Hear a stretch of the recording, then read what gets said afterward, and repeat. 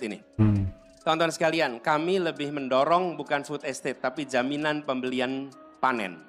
Wow, selamat datang kembali di Bang Jaka Channel. Apa kabarnya guys? Semoga baik-baik aja ya. Kali ini seru banget guys, karena kali ini Alis bakal cicat 3 pertanyaan yang sangat mantap guys, yaitu tentang IKN dan food estate, kemudian soal kebakaran hutan, kemudian soal penyeludupan guys dari negeri seberang guys, karena di Kalimantan kan paling dekat dengan Malaysia dan paling dekat dengan Brunei Darussalam guys. Nah, bagaimana kelengkapannya? Langsung aja yuk kita tonton bareng-bareng guys. Untuk pertanyaan pertama Bang Anis, ini kan kebetulan kita di Pontianak Bang Anis, di Kalimantan Barat. Nah, yang lagi hangat di Pulau Kalimantan ini adalah adanya pembangunan IKN. Kita lihat di berita kayaknya Bang ya, Anis benar, dan lagi santer IKN. Itu ada suatu kurang seret nih sama IKN. Selain itu juga kita tahu di Kalimantan ini ada program food estate nih Bang Anis. Kemarin kita lihat udah ada food estate buatan Prabowo guys ya. Ada jagung ditanam di polybag begitu. Dan Bang Anis juga menyampaikan bahwa katanya food estate ini tidak berpihak kepada petani. Pertanyaannya Bang Anis, jadi berarti Bang gitu, Anis guys. ini mau bangun apa sih di Kalimantan? Boleh? Kita minta Bang Anis jawab dalam waktu 2 menit. Silakan Bang Anis. Keren, ini pertanyaannya bagus. Mau bangun apa di Kalimantan? Karena berarti seluruh wilayah Kalimantan yang dijangkau. Bukan hanya satu lokasi di Kalimantan. Oh gitu guys ya, langsung terjawab. Itu bedanya.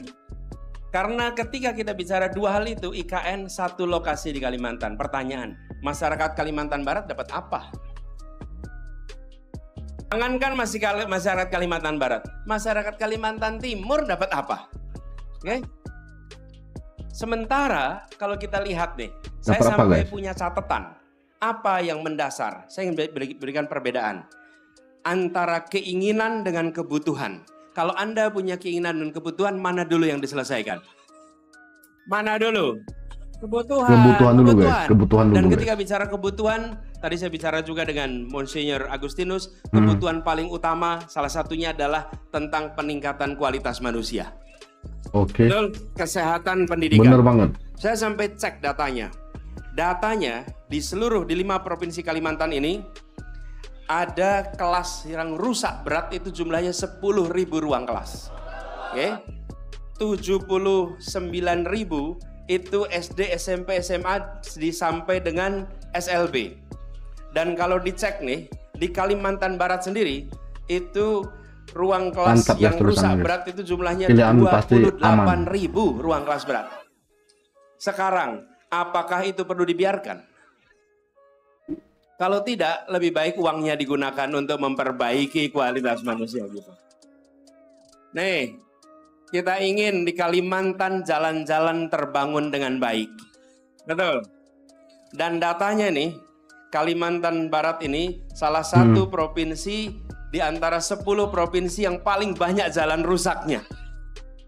Oh, banyak jalan rusak di sana guys ya. Yang jalan rusak di Kalimantan Barat ini jumlahnya berapa? 3.700 km jalan rusak. Buset. Oke. Banyak Haruskah banget itu dibiarkan? Gunakan dananya untuk perbaiki jalan-jalan rusak di sini. Jadi, ketika kita bicara tentang pembangunan, pikirkanlah pembangunan untuk satu pulau, untuk seluruh penduduk di pulau ini. Untuk seluruh Kalimantan, satu lokasi, kemudian seakan-akan semua mendapatkan sesuatu. Tidak, yang mendapatkan adalah mereka yang bekerja di tempat itu. Mereka yang tidak bekerja di tempat itu, mereka tidak mendapatkan apa-apa. Oke? Pertanyaannya, mungkin kita bangga karena ada sebuah kota terbangun di pulau kita. Ya benar guys, bangga banget. Akankah kebanggaan itu mengubah nasib kita? Bereskan kebutuhan dasar, bereskan hal-hal yang memang fundamental, dari situ Kalimantan akan maju, rakyatnya akan sejahtera. Oh, saya belum jawab food estate. Iya. Food estate guys. Jadi saya tadi mau, waktunya udah habis Bang Anis. Cuman tadi saya mau motong juga, kayak nanti malah dipotong, saya mau lanjutin gitu. Jadi saya agak takut juga, nih rame banget Bang Anis soalnya. Pontianak emang keren banget Bang Anis, tepuk tangan dulu dong. Saya jawab singkat aja soal food estate ini. Teman-teman sekalian, kami lebih mendorong bukan food estate, tapi jaminan pembelian panen. Atau disebut dengan kontrak farming. Apa itu? Oh, lebih canggih lagi guys ya. Petani menanam, Kontrak merawat farming sampai namanya guys. panen, dan kita berkontrak untuk membeli hasil panen mereka selama 5 Oh tahun. gitu guys. Oke. Jadi petani-petani itu ketika menanam tenang. Kenapa? Karena dia tahu nanti harga jualnya dan ada ambang bawah dan ambang atas batasnya. Ya. Dan itulah yang disebut sebagai kontrak farming. Kontrak Kalau farming, kita guys. gunakan seperti food estate, apa yang terjadi? Dana itu dialokasikan untuk korporasi membuka lahan baru, mereka menanam baru, dan apa yang terjadi? Petani kita yang sudah bergenerasi tidak mendapatkan faedahnya, tidak dapat manfaat. Plus potensi kerusakan lingkungannya besar. Iya Karena benar itulah banget guys. kita Rusak merasa lingkungan guys. ini adalah kebijakan yang tidak berpihak kepada rakyat kebanyakan. Itu yang harus digeser. Makasih. Iya benar guys. Baik, Isu-isunya terima kayak kasih, gitu guys. Bang Anies, Tapi nggak tahu untuk juga guys ya. jawabannya. Oke, kita lanjut ke pertanyaan kedua, Bang Anies. Berarti Pak Anies dia menjanjikan ya pembangunan seluruh Kalimantan guys, bukan di satu tempat aja, bukan di IKN aja guys ya, tapi seluruh Kalimantan, Pontianak ya kan, termasuk semuanya guys. Jadi kota-kotanya dibangun, kemudian sekolah-sekolahnya dibangun, jalan-jalannya dibangun guys. Jadi itulah yang diutamakan oleh Anies. Dan IKN itu ya tetap dibangun tapi tidak diutamakan guys. Berarti kucuran dana cuma dikit guys, nggak jojoran guys ya. Berarti IKN itu nggak dibangun secara jojoran, tapi cuma dibangun seadanya aja guys ya. Tetap diutamakan sekolah rusak, jalan rusak. Satu lagi soal food estate, dibilang Pak Anies itu juga kurang worth it guys ya. Dia merasa kontrak farming lebih worth it guys, karena itu bakal menambah penghasilan atau membuat para petani itu guys merasa tenang bekerja guys ya. Jadi harga panen petani itu bakal selalu stabil guys, nggak ancur-ancuran seperti sekarang guys ya. Kadang super tinggi melambung, tapi pas panen harganya anjlok. Maka itu nggak bakal terjadi kalau menggunakan eco farming. Begitu guys ya menurut Anies Baswedan guys. Ini tentang kebakaran hutan dan lahan.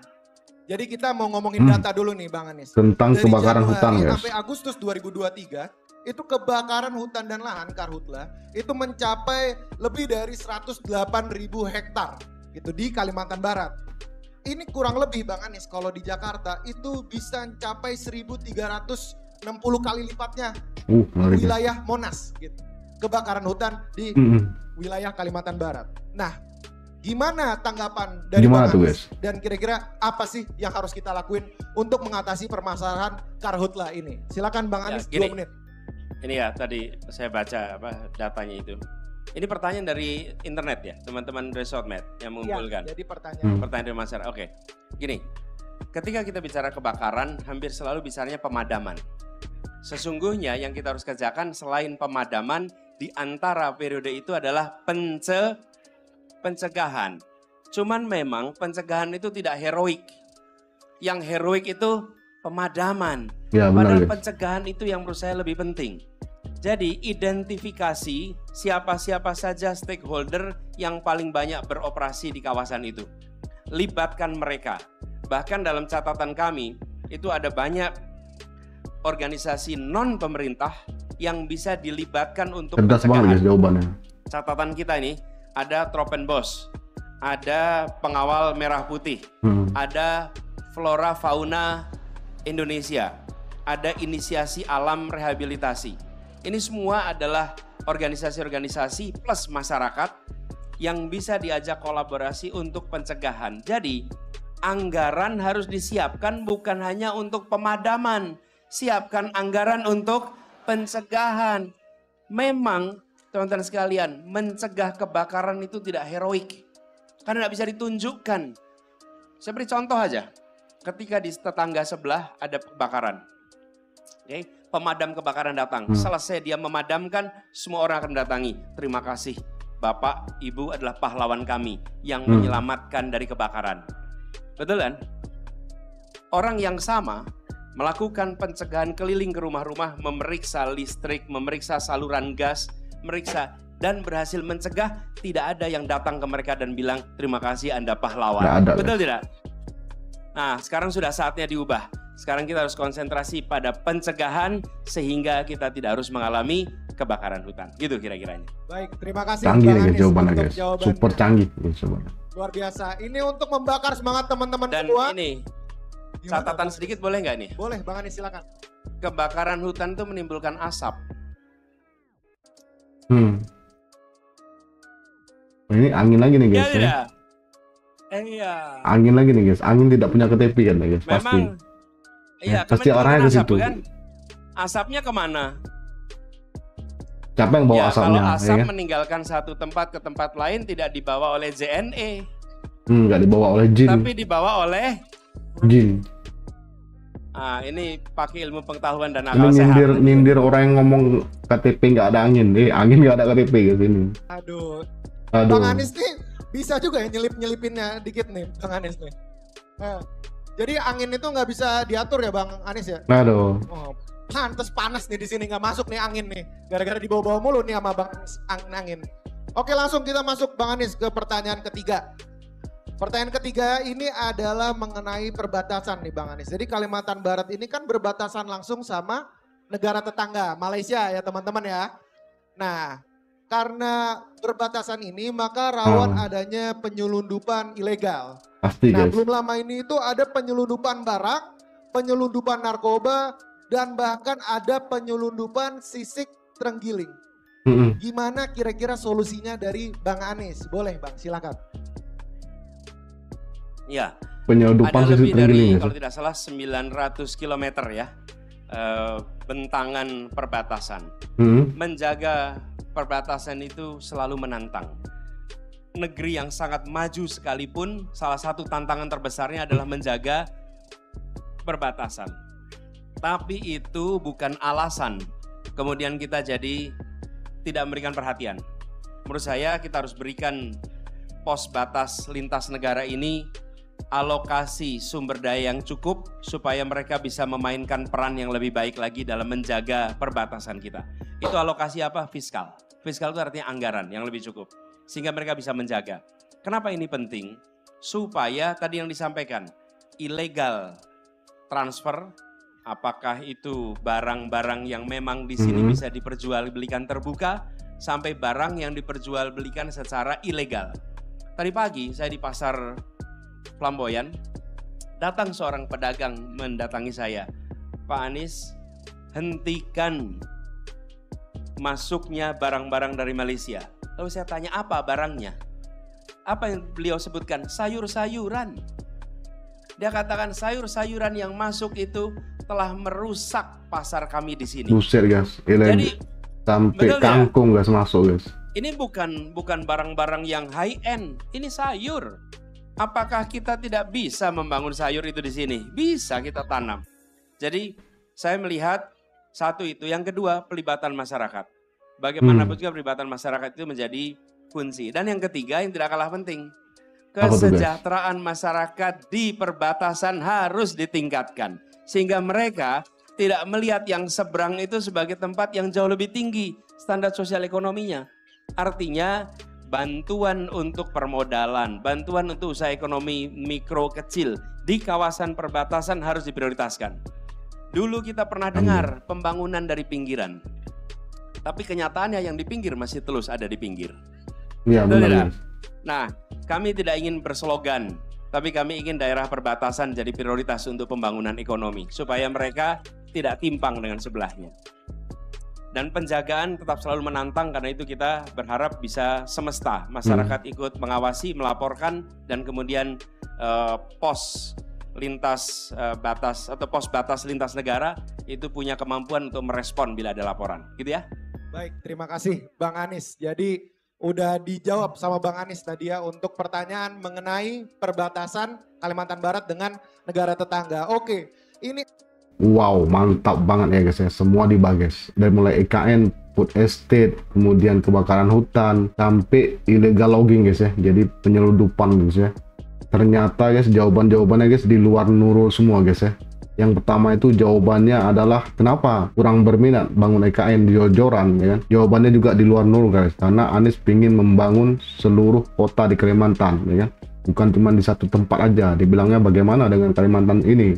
Gimana dengan Kalimantan Timur ya kan? Karena menurut Anies bangunlah hal-hal yang paling mendasar dulu guys, yaitu yang paling urgen dulu, yaitu sekolah rusak, jalan, dan lapangan kerja. Nah, kemudian soal kebakaran hutan, Anies mengatakan bahwasanya pencegahan kebakaran hutan itu lebih baik daripada pemadam kebakaran guys. Walaupun dari pemadam kebakaran itu heroik, tetap yang paling terbaik adalah pencegahan guys. Dan caranya itu dengan berkolaborasi dengan semuanya guys. Dan yang terakhir begitu juga guys, tentang perbatasan guys ya. Soal perbatasan, bahwasanya Anies akan membangun perbatasan, jangan sampai ada ketimpangan guys. Jangan sampai orang perbatasan mengatakan bahwasanya di negeri seberang lebih maju daripada sini kan? Mendingan pindah ke seberang gitu guys. Jadi agar tidak ada pemikiran tersebut, Anies berencana untuk membangun juga guys di tempat-tempat perbatasan, membangun ekonomi sehingga mereka itu tidak berpikir bahwasanya di seberang lebih bagus. Dan soal penyeludupan, Anies juga berencana untuk mengalokasikan anggaran lebih besar di perbatasan guys, untuk mencegah agar tidak terjadi penyeludupan yang tidak diinginkan guys. Bahkan disebut Anies bahwa pasar-pasar di sana sedang galau guys, karena kebanjiran kangkung atau sayuran dari negeri seberang guys. Apakah di Kalimantan tidak bisa menanam sayur? Kenapa harus impor sayur dari Malaysia? Ini juga guys jawaban yang di luar nurul guys ya, dan keren banget guys. Dan itu tentu bisa menambah ilmu pengetahuan kita semua guys. Keren, the best guys ya. Oke guys, saya cukupkan dulu videonya sampai di sini, dan mohon maaf jika ada salah kata, dan saya akhiri dengan mengucapkan assalamualaikum warahmatullahi wabarakatuh. Ciao.